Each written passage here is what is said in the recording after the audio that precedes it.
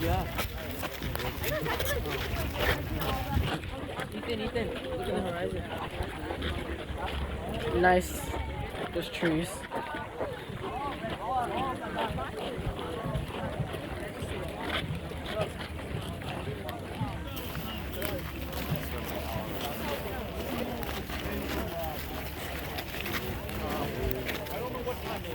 So how many of you think you're going to come back here one day? Okay, if you want to do this tour again, there's a rental place up there. You can rent kayaks and canoes to come right up and park yourself there and walk about. Back behind that brick wall is the National Park Service Visitors Center. There is actually a Revolutionary War cannon in there, now called the Hancock Cannon, Mr. John. You can take a good look at that. They have a diorama in there that shows you this battle here. And the battle unfolds here this way. Colonel Smith sends 220 soldiers up this way to cross this bridge for one special reason. Across the bridge and behind that park, you can see the home there, the brick home. Well behind to the right of that is Colonel Barrett's farm.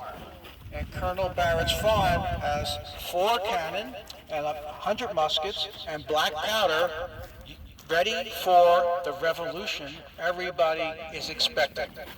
So the British come here, and the way you capture a bridge is you capture it from both sides. So of the 210 here, about 100 go across up to the Barrett farm. The group here splits themselves up, 40 or so over there, 50 or so here. They've captured the bridge. Over this time, they noticed that some of the militia were way up on the hillside. See that car going? Way up there where that car is going across. A couple of them. And the British thought, okay, no big deal, they're just spies, they're just watching us. By the time they get done, in less than 15 minutes, there are 400 actual British militia up there.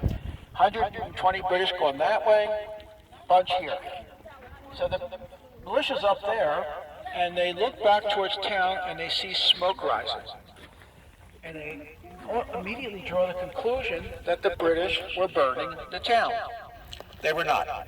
But they were burning military supplies that they saw as they busted into several homes. Put it all in the center, lit it on fire, and the spark went up and set the town hall on fire. These gentlemen up here have no idea. They don't have cell phones. They have no idea what happened. They think the British are burning down the town. One militiaman there yells out to now Major Buttrick. He says, "Are you going to let them burn the town down?" And of course he says, "Absolutely not, let's march." And they start marching. And that's where we're going now to get a better look at what happened next.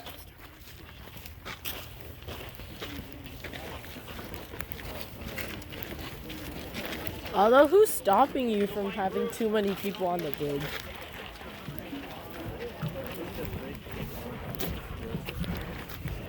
Going to avoid the ocean, dude. Bro, literally, look, I will not drop my phone in the electric. Look, I can't drop my phone. Look, look, I can't drop my phone. It's smart, but like, you know, you can't always trust it, right? Yeah, because what the hook? Exactly. It's great. Drop your phone. Then both hooks would have to break at the same time, bro. Don't go any further. Have you seen this? Someone get struck by lightning? No, I have not. Get struck by lightning. Then I die. Then I wouldn't need a phone.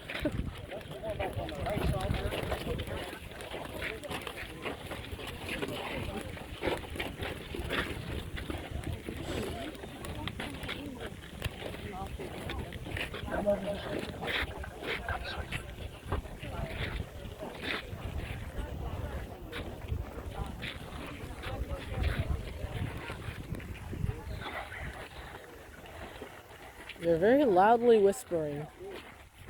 You're very loudly whispering. Come over closer, please. I have to whisper. I can't use my amplifier. Come in right into my face. You know how to do that. Come on. There you go. That's good. Great. Yes. Okay. So, we have soldiers up there at the Barrett Farms. And they enter the farm, and they find Mrs. Barrett there. Her husband is Colonel Barrett, the head of the 400 soldiers, and her son are way up there. British soldiers look around and cannot find nothing.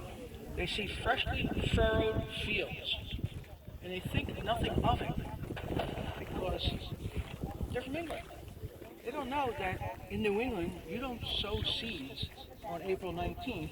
You have frost still coming. But we sowed the fields with muskets. We buried them there. The cannon went off farther up the Worcester. A crop of So muskets. they come back, they're tired. These poor British soldiers just marched 19 miles from 10 o'clock the night before till about 12 o'clock here. And they said to her, the officer said to her, will you make us some tea? And what do you think she said? Yes. Yeah. So she made them some tea. Her husband is up here, and her son, they could be dead. And she's making tea for British soldiers. So they offer her some money, she refuses it, they throw it on the ground. A month later, everybody comes back and says, why did you do that? And she said, God told me to entreat my enemies. So that happens up there. British soldiers are starting their way back. Now, in the meantime, the militia up here is recognizing what's going on in town, is pursuing it, and they start to march down. And they march down in 2 by 2s. That's 400 men 2 by 2s. That's a lot of roads behind. And they get to the bend in the road up there. We'll get a better look at it in a second. When they get to the bend in the road, without orders, the British soldiers, some of them fire what we thought maybe were warning shots. They were so bad at aiming that some of the shots went into the river, but the militia says some of the shots went right over our heads. And, well, anyhow, everybody says, are you going to do anything about this? And comes Major Buttrick and says, no, let's march, but let's spread out as we march. In the meantime, the British soldiers here merge back across the bridge with the rest of their troops, and they form street fighting formation.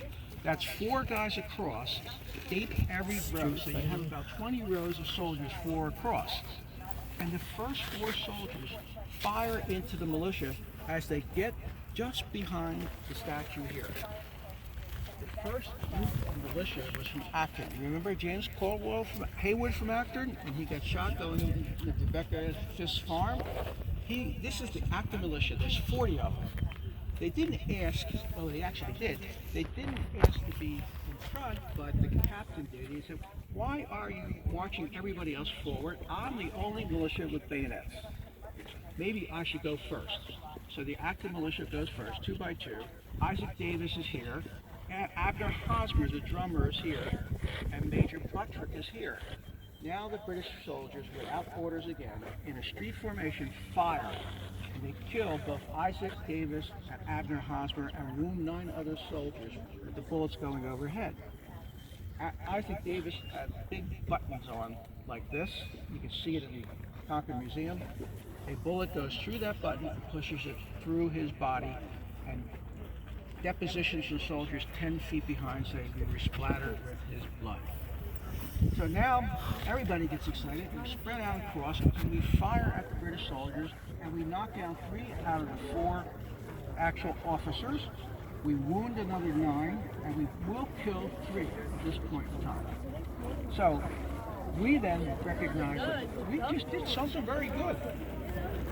And we have a huddle. We're a democracy. We talk it over. Did we just start a revolution? Did we just beat the best army in the world? Yeah. And they said, wait, let's go back all the way up there and talk it over again. And they do. In the meantime, 120 British soldiers come running back here, and they say they never heard the firing, the musket firing. And they get to that tree there, and they realize, uh-oh, I'm facing 30 yards away, 400 militia, and they run without orders in the helter-skelter going across the bridge. When they go across the bridge, they see 1 British soldier still there. He's I'll tell you his name in a second, but he's lying up against the side of the post, sort of like this. He's wounded. He's got his musket here, and he's trying to rise up. Maybe a load, maybe to get out of town, and across the bridge comes a young man named Emmy White. He only has a hatchet. He hasn't really trained much with the militia, but he's volunteering. He comes across that bridge and sees this poor soldier trying to get up, and he whacks him in his head with the only instrument he had. Not once, multiple times. When these soldiers come back here and cross the bridge, they see what they think is something from the French and Indian War, and they go back and tell all the British soldiers that they are scalping us. And this is going to create a very, very hot fight from this point on. Nobody's going to give an inch at this point. It wasn't scalping us. So that is the fighting here. So now the militia up here, they finally decide, let's go set up another ambush. So back where our buses are, they went behind the stone walls there and set up an ambush. That Lieutenant Colonel Smith, who was late to the fight, he walked up the road and said, I'm not going to take the risk. I'm not going to go that far. And I'm going to go back to Boston, and he starts the retreat. Now, just to show you this sculpture here,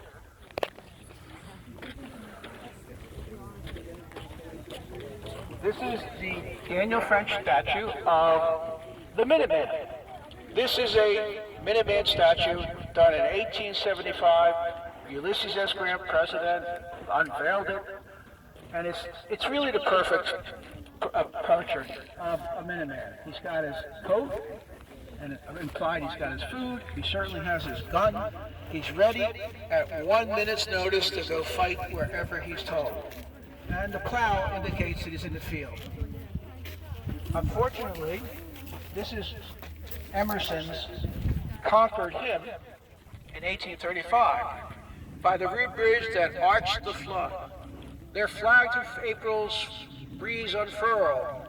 Here once the embattled farmer stood and fired the shot heard round the world. You buy into that? Yeah. Why not? Nobody knows. I wasn't bored. Whoa! Didn't we just go through the battle with Lexington Green?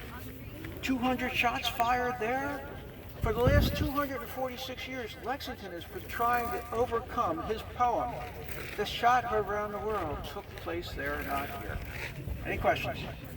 Okay, we're going to go back across the bridge and turn to the right and talk about the 3 British soldiers killed here. Amazing.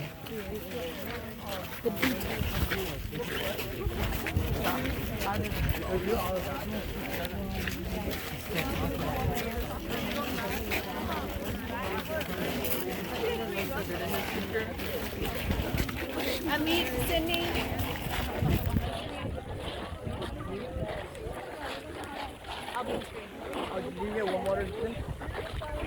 I bet I could cross the bridge on the outside.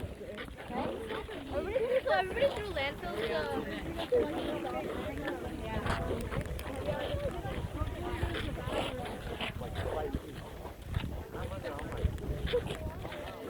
Oh, I could definitely cross this bridge from the outside.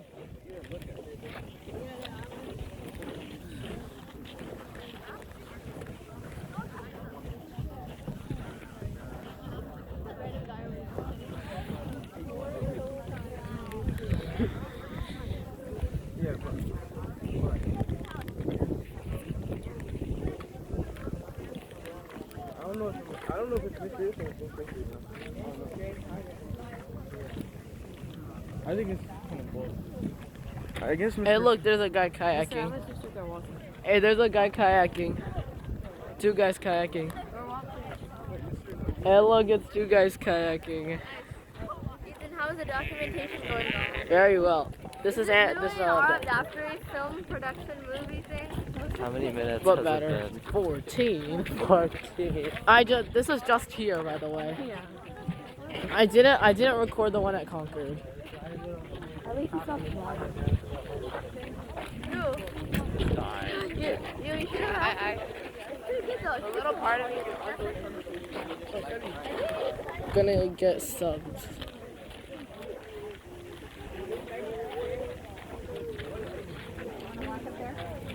Rick, you want to walk up there or you want to wait here? Sure, can I see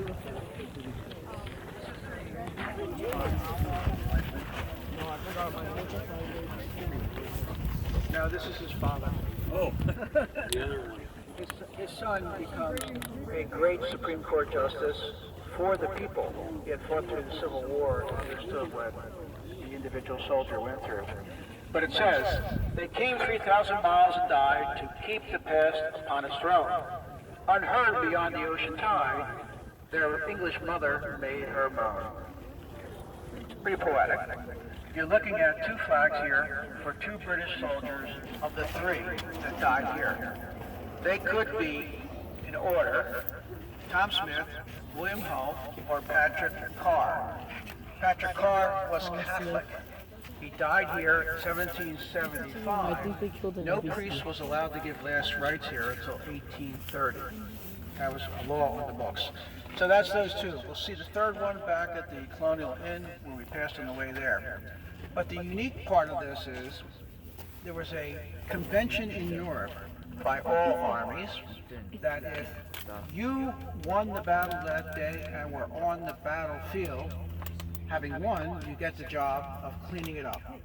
That meant you buried our dead. We're the losers, you bury our dead. Okay, common grave's fine, just do it. So when the British retreated here, and these guys were clearly dead, they left them for us. 73 different British soldiers, there's more than that dead, but 73 soldiers you will find with markers on the battle road, on that 7-mile battle road. At the end of the day, the British have 274 casualties and 98 killed. We have 96 casualties and 50 killed. That's at the end of the day. So let's go back to the bus and we'll do what we can of the retreat.